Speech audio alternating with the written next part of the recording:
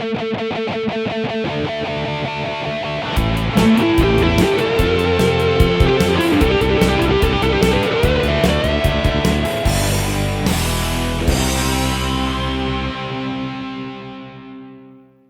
welcome to an episode of Geek Lunch Me.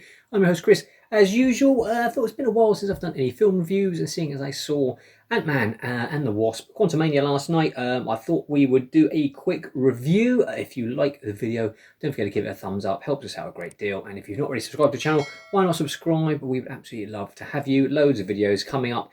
Something for everyone. There'll be some more reviews, some more looks back at some little retro VHS box set. It's got some more Star Wars collectibles, vintage toys, all sorts. Hopefully something for everyone. So yeah, why not subscribe if you haven't already? Or if there's a type of video you particularly like to see me do, drop a comment in the video below and I'll have a look and see what takes my fancy. So Ant-Man and the Wasp, Quantumania, kicking off Marvel Phase 5. Phase 4, I think we can all agree, a bit of a mixed bag. I enjoyed sort of Shang-Chi. I did enjoy Doctor Strange and Multiverse Madness probably more than some people. I enjoyed a lot of the TV shows, WandaVision, Loki, Hawkeye. I enjoyed a great deal as well. But yeah, a lot of hit and miss. Eternals wasn't great. Wakanda Forever, I felt, I know obviously with the death of Chadwick Boseman, I think they were sort of at an uphill battle to start with. Yeah, it just seemed too long, too bloated, lots of redundant storylines not going anywhere. But I'm happy to say I really enjoyed Ant-Man and the Wasp.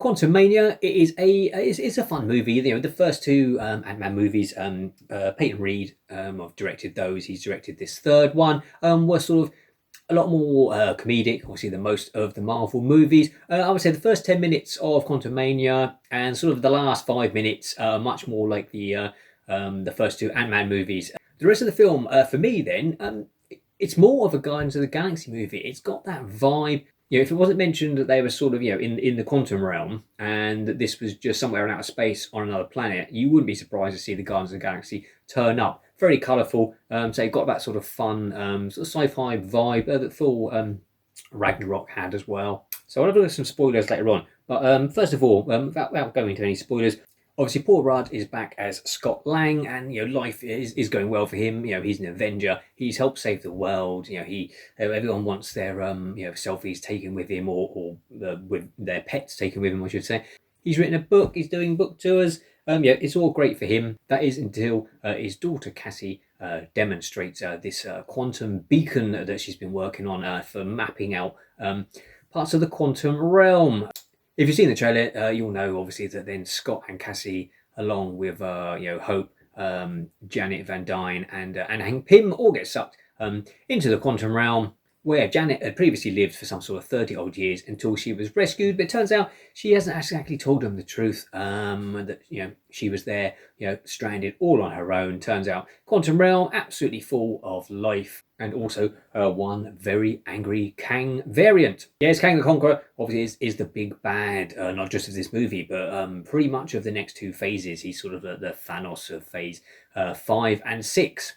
And Jonathan Majors is incredible. His performance is, he's menacing, and you can see that he's really going to be a great villain over the next two phases. We saw him obviously as He Who Remains at the end of Loki, where he's a much more benign variant, whereas this one is just out to cause death and destruction. I would say Jonathan Majors probably steals the show, as does Michelle Pfeiffer. She's got a much more predominant role in this. And I would say very much along, obviously, with Ant-Man and Cassie. And I would say that Ant-Man and his relationship with his daughter Cassie is sort of the other big sort of thread going through the story. Hope definitely gets short shrift, I would say. I'm trying to think back if there was any sort of story arc for her. Not really. She just seemed to be going along with everyone else. Even Hank does actually have a sort of story arc with that pays off at the end. So before I veer off into spoiler territory, I will just say if you've enjoyed the first two Ant-Man movies, it's sort of more of the same, but mixed in with sort of Guardians of the Galaxy, as I say, sort of Thor Ragnarok vibes.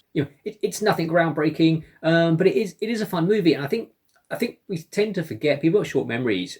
It took almost 10 years for all of the storylines of the MCU, to get to the big climactic finale in Endgame. Don't forget, Iron Man kicked it off. Fantastic movie, great way to start. But then we had the Hulk, which was not not a great movie. The original Thor movie it is okay, but nothing groundbreaking. Again, they went back to Iron Man, Iron Man 2. Again, not made a buttload of money, but not massively critically well received. I love Captain America: The First Avenger because it's my type of movie. I love pulp adventure stuff. But yeah, that wasn't massively critically.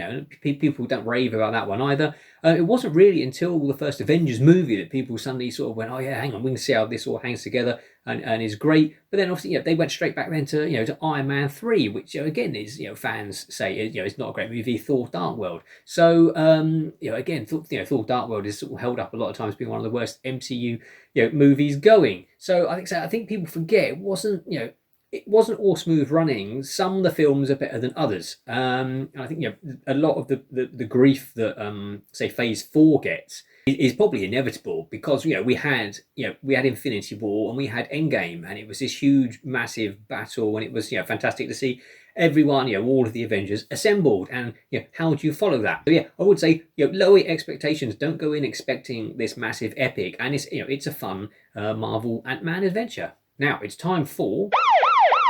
So be warned, there will be some spoilers. From now on, MODOK is great. He's briefly seen in the trailer. He is a ridiculous character, a massive head with tiny little limbs floating around, and he's treated as such. And it was sort of rumored that he was going to be Darren, the bad guy played by, is it Corey Stoll from the first Ant-Man movie, and it is he's CGI this giant head, and he's very funny, and that really works. He's got a redemption arc as well, which I wasn't expecting. It's very good. Bill Murray, briefly in the trailer, he has got a cameo. It's not a very long scene. He's Lord Krylar, who was an old acquaintance of Janet's in the Quantum Realm, who betrays them. Some reviews have said it's the MCU Star Wars. I can see where they're coming from in that you've got this, this almost another galaxy, be it that it contained very small, down below ours. But with all these new races of creatures and characters, and I really love them. I hope we get to see them again. There's like a sort of jelly blobby monster who seems obsessed with how many holes people have got. There's a creature who's got a sort of big laser cannon for a head. Lots of the design work is beautiful. Again, very sort of Guardians of the Galaxy and those sort of background characters. I hope we get to see them again. It wouldn't surprise me if maybe they turn up later on when we're heading towards the Kang Dynasty and Secret Wars, because I can sort of see you've got the fact of the Quantum Realm. You can set up a beacon and draw people from it.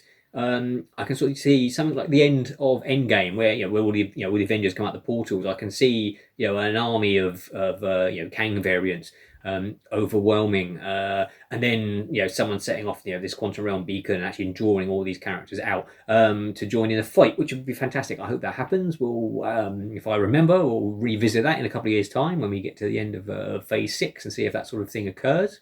There are two. There's a mid-credit scene and a scene right at the end of the credits. Mid-credit scene is probably what a lot of people have been waiting for.